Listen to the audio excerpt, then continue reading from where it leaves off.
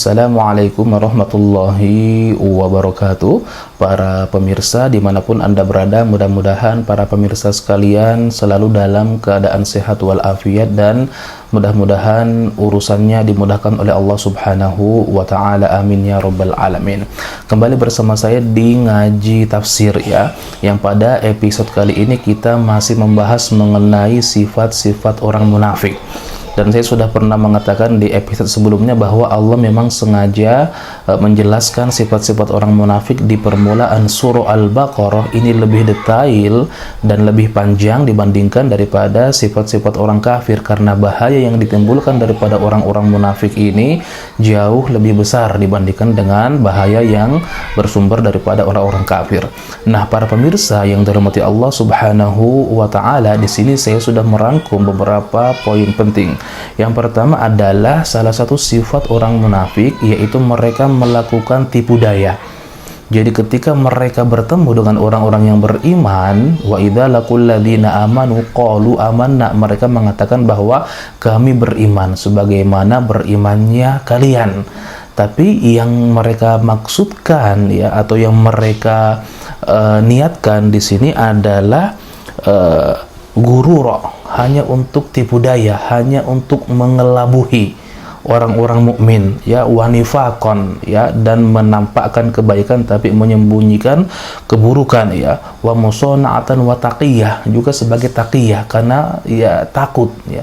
Jadi taqiyah itu ya syiddatul khauf, atau takut yang serasa takut yang sangat tinggi, yang mana itu juga merupakan akidah daripada orang-orang Syiah. Jadi orang-orang Syiah itu memiliki akidah yang bernama yang salah satunya adalah taqiyah, yang artinya ketika mereka bersama dengan orang-orang Sunni, maka seakan-akan mereka berakidah Sunni. Karena kenapa? Mereka takut, maka menyembunyikan akidah asli mereka. Itulah namanya taqiyah ya, karena takut jadi seakan-akan mereka berakidah Sunni. Ini salah satu sifat yang dimiliki juga oleh orang-orang munafik.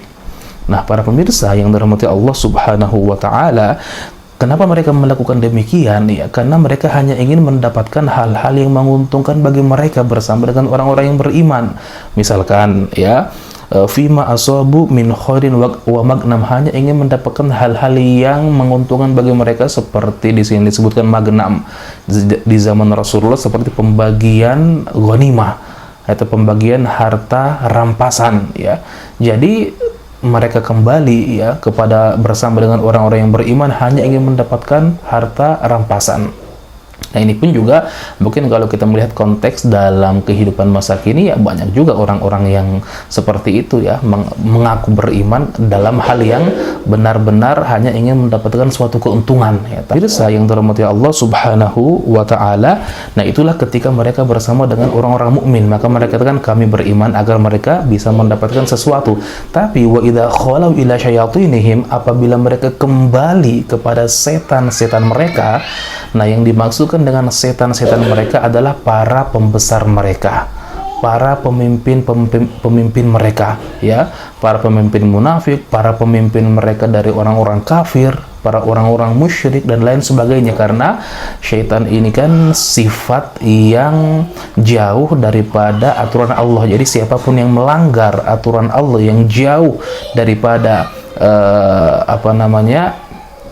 tidak mau melaksanakan aturan-aturan Allah, maka bisa dikatakan syaitan. Oleh karenanya syaitan itu bisa dari kalangan jin, yang ketika jin itu melanggar aturan Allah disebut syaitan. Manusia pun seperti itu, ketika manusia itu jauh atau melanggar aturan-aturan Allah, maka bisa disebut dengan syaitan. Maka Al-Quran di sini juga menggunakan wa idza khalau ila syayatinihim, ketika mereka kembali kepada setan-setan mereka atau para pembesar mereka, para pemimpin-pemimpin mereka ya, maka mereka mengatakan sesungguhnya innama nahnu mustahziun, kami kemarin bersama orang-orang mukmin itu kami hanya memperolok-olok mereka, kami hanya mengejek-ngejek mereka ya, na'udzubillah min dzalik. Nah, para pemirsa yang dirahmati Allah Subhanahu wa ta'ala, kemudian setelah itu ya, di sini juga dijelaskan adalah makna istihza ya. Jadi apa yang mereka lakukan ketika mereka bersama dengan orang-orang mukmin, mereka mengolok-olok, mereka mengejek-ngejek ya. Tapi di sini Allah akan membalas apa yang pernah mereka lakukan nanti pada hari kiamat, ya. Ketika mereka mengatakan innama nahnu mustahzi'un ay sakhiruna bi ashabi Muhammadin sallallahu alaihi wasallam. Di zaman Nabi, orang-orang munafik itu mengatakan kami hanya mempermainkan para sahabat Nabi saja. Kami sebenarnya tidak bersama mereka. Nah, kemudian ya di sini Allah Subhanahu wa taala akan membalas apa yang mereka lakukan. Allahu yastahzi'u bihim wa yamudduhum fi tughyanihim ya mahun. Allah akan mengejek-ngejek mereka juga. Allah akan menipu mereka juga, ya. Nanti pada hari kiamat, apalagi ketika nanti untuk sebelum menyeberangi sirat, ya. Jadi semua manusia itu akan diberikan cahaya, ya, dan cahaya mereka akan dipadamkan. Ketika mereka melihat orang-orang mukmin, yang orang-orang mukmin itu ada cahayanya, mereka mengira bahwa mereka masih bisa bergabung dengan orang-orang mukmin, ya. Maka ketika mereka ingin bergabung, maka kalian tidak bisa bergabung. Iltamisu nura. Ya, carilah cahaya sendiri, ya. Jadi ketika mereka mengira di akhirat masih bisa bergabung dengan orang-orang mukmin sebagaimana bergabungnya mereka di dunia, ternyata hal itu tidak bisa mereka lakukan, ya. Baik para pemirsa yang dirahmati Allah Subhanahu wa taala, kemudian setelah itu di sini Allah menjelaskan bahwa ketika Allah memperolok-olok mereka, ya, Allahu yastahzi'u bihim, di sini ada dua hal, dua pekerjaan atau dua kata kerja yang berbeda makna. Jadi sama-sama istihza tapi maknanya berbeda, ya. Jadi istihza dari orang-orang munafik kepada orang-orang yang beriman itu sebuah kezoliman, tapi istihza Allah kepada mereka itu sebuah keadilan. Jadi dijelaskan di sini ittahada fil lafzi wa ikhtalafa al ma'nayan. Lafaznya satu tapi maknanya berbeda, ya. Al awal zulmun wa tsani adlun. Yang pertama sebuah kezaliman, yang kedua adalah keadilan. Jadi kalau saya sederhanakan, misalkan seseorang memukul Anda, maka pukulan orang itu kepada Anda itu sebuah kezaliman. Tapi ketika diterapkannya kisos, Anda harus memukul lagi orang itu, maka pukulan Anda kepada orang itu bukan sebuah kezaliman, tapi sebuah keadilan. Jadi sama-sama memukul, tapi pukulan dia kepada Anda itu zolim, tapi pukulan Anda kepada dia karena kisos itu adil. Disinilah yang diterapkan. Istihza atau ejekan mereka kepada orang-orang beriman itu zalim, dan ejekan Allah kepada mereka itu sebuah keadilan karena balasan. Jadi dan ini banyak sekali, ya, di dalam Al-Quran. Misalkan wa jazaa'u sayyi'atin sayyi'atun mithluha, sama-sama kata sayyi'ah, tapi yang pertama artinya kezaliman, yang kedua artinya keadilan. Juga misalkan famani tada alaikum fa'tadu alaihi, sama-sama i'tida, tapi yang pertama maknanya kezaliman, yang kedua maknanya keadilan karena dia bersifat balasan untuk kezaliman. Karena ya tidak mungkin Allah Subhanahu wa taala itu melakukan sebuah ejekan, melakukan sebuah hal-hal yang itu tidak ada sebabnya, ya. Karena mustahil bagi Allah mengejek-ejek, menzalimi hambanya tanpa dasar yang tidak adil atau tanpa ketidakadilan. Nah, para pemirsa yang dirahmati Allah Subhanahu wa taala, kemudian ya selain itu juga dijelaskan di sini wa yamudduhum fi tughyanihim ya'mahun. Jadi Allah itu ya karena mereka ya tidak mau kembali kepada kebenaran, maka Allah menambah kesesatan mereka, menambah kebingungan mereka, jadi sengaja membiarkan mereka ya dalam kesesatan karena memang tidak mau diajak, ya. Jadi ada makna istidraj, ya, tarkul abdi fi ni'matillahi ma'afilil asyan, ya. Jadi sengaja Allah membiarkan mereka, beberapa manusia di muka bumi dibiarkan dengan mengerjakan maksiat, bersamaan dengan itu diberikan keluasan harta dan lain sebagainya, tapi akhadallahu baghtatan, nanti Allah akan mencabut nyawa mereka dengan dengan tiba-tiba. Ini sangat berbahaya sekali. Jadi Anda ya, atau saya secara pribadi, ya, nasihat untuk kita semua, jangan kita merasa bangga, merasa senang ketika melakukan sebuah kemaksiatan dan itu tidak ada yang tahu. Bisa jadi ini istidraj, bisa jadi ini perangkap, ya, dari Allah Subhanahu wa taala. Oleh karenanya sama-sama kita ketika kita jatuh ke dalam kemaksiatan, kita langsung bertaubat kepada Allah Subhanahu wa taala. Nah, para pemirsa yang dirahmati Allah Subhanahu wa taala, kemudian ya poin berikutnya adalah salah satu sifat daripada orang-orang munafik adalah jadi mereka itu di hadapan mereka ada dua hal.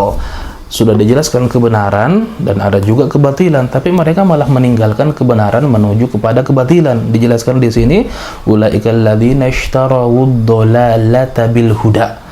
Jadi mengambil jalan kesesatan kemudian meninggalkan jalan kebenaran, ya.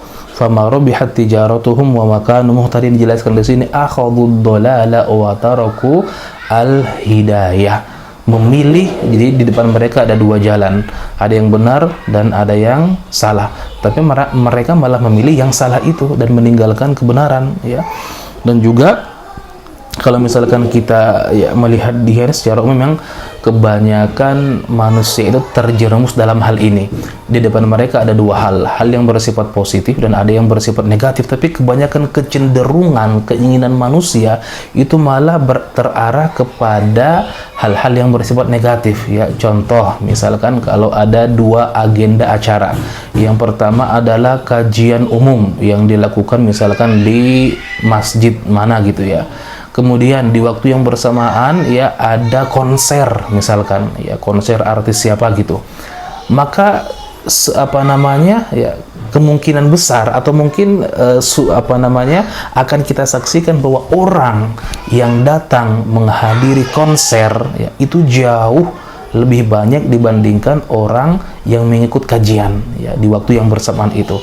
Ini salah satu contoh yang mungkin kita bisa lihat dalam realita kehidupan kita ya. Mudah-mudahan kita termasuk orang yang bisa menahan hawa nafsu kita, menahan keinginan kita dari hal-hal yang bersifat negatif ya. Kemudian kita bisa fokus kepada hal-hal yang bersifat positif, dan ini memang sangat berat sekali. Melawan keinginan sendiri itu lumayan membutuhkan perjuangan, karena hati manusia selalu cenderung ke hal-hal yang bersifat duniawi ya. Nah, para pemirsa yang dirahmati Allah Subhanahu wa taala, bahkan di sini ya dijelaskan oleh Imam Qatadah ya. Jadi mereka itu memilih kebatilan, memilih kesesatan dibandingkan daripada kebenaran. Dan juga dijelaskan di sini mereka memilih ya kharaju minal huda anid dolala, memilih kesesatan daripada kebenaran ya.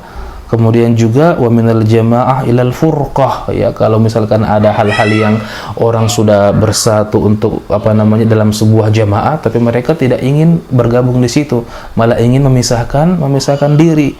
Kemudian juga wa minal amni ilal khaufi ya, dari sebuah keamanan kepada sebuah rasa takut ya, karena memang orang munafik itu selalu bimbang dan selalu ada rasa takut dalam diri mereka. Kemudian juga disebutkan wa minas sunnati ilal bid'ah, di depan mereka ada dua hal, ada hal-hal yang sunnah, ada hal-hal yang bid'ah, tapi kecenderungan manusia kebanyakan ya kepada hal-hal yang bid'ah, hal-hal yang baru dalam agama ini yang sesuai dengan hawa nafsu mereka. Nah, para pemirsa yang dirahmati Allah Subhanahu wa taala, inilah beberapa daripada sifat-sifat orang munafik ya yang Allah jelaskan di permulaan surah Al-Baqarah. Jadi mereka melakukan tipu daya ya ketika bersama orang-orang beriman ya, karena ingin mengambil hal-hal yang baiknya saja atau mengambil hal-hal yang menguntungkan bagi mereka. Kemudian juga mereka dengan niat memperolok-olok orang-orang muslim, orang-orang mukmin ya. Kemudian juga ketika mereka kembali kepada pembesar mereka, kepada pemimpin mereka, mereka mengatakan kami kemarin bersama orang mukmin itu hanya memperolok-olok mereka ya. Kemudian juga Allah akan menambah kesesatan mereka, akan menambah kebingungan mereka, sehingga mereka terjerumus ke dalam kebingungan yang sulit untuk kembali kepada kebenaran. Kemudian juga sifat mereka yaitu ketika ada dua hal yang ada di hadapan mereka, hak dan yang batil, kebenaran dan kesesatan, maka mereka akan memilih jalan kesesatan itu. Ya, baik, terima kasih, barakallahu fikum. Mudah-mudahan ini bermanfaat. Assalamualaikum warahmatullahi wabarakatuh.